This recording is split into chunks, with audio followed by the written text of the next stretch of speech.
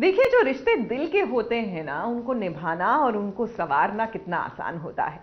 इतने वर्षों तक, 25 सालों तक अनुपमा ने अपने मन से वनराज के लिए वट सावित्री का व्रत रखा और काव्या आ गई हैं अपने आप को साबित करने। तो ये भी वट सावित्री का व्रत रखेंगी, लेकिन सिर्फ दिखावे के लिए। एक रिश्ता टूटता है तो उसके साथ कितने सारे छूट जाते हैं, कितने सारे त्योहार मिट जाते हैं।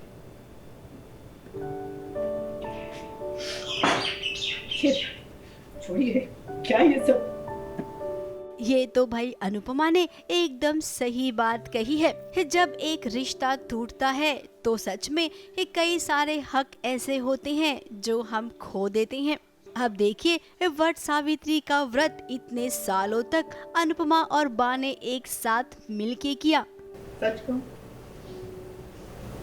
कुछ ठीक नहीं है, बहुत अजीब सा लग रहा है। ये पहला साल होगा जब मैं ये व्रत नहीं कर रही। अनुपमा को खुद को भी लगा कि इतने सालों से मैं इस रीति रिवाज में मानती हूँ, इस बार मैं मेरा हक नहीं बनेगा इस रीति रिवाज को, ये पूजा करने का। तो मैं भी थोड़ी दुखी हूँ। अब नई बहू काव्या है, वो ये पूजा करेगी। और इधर काव्या है जिसे पता ही नहीं है कि वट सावित्री की पूजा होती क्या है।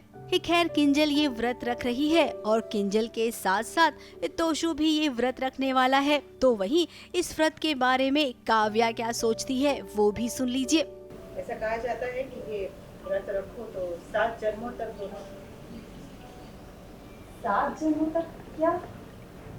7 जन्मों तक पति पत्नी के साथ रहना। ओह, फिर तो तुम्हारे सारे व्रत फेल हो गए।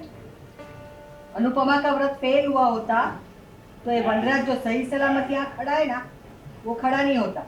अब काव्या, तुम्हारे सवाल का जवाब बा ने अच्छे से दे दिया है। जब आप इस व्रत को नहीं मानती हैं, तो भला अब कैसे वनराज के लिए ये व्रत रखने वाली हैं आप? अनुपमा तो व्रत रख नहीं सकती है, तो वट सावित्री का व्रत मैं रखूंगी। अब काव्या की सबसे बड़ी प्रॉब्लम ये है कि वो हमेशा खुद के बारे में सोचती है। उसको क्या सूट करेगा, उसे बस उसी की चिंता होती है। इसीलिए तो परिवार के करीब वो कभी नहीं आ सकती है, और जिसके करीब थी यानी कि वनराज के, उससे भी अब वो दूर होती जा रही है। मुंबई से नेहा सावंत के साथ एबीपी न्यूज रिपोर्ट।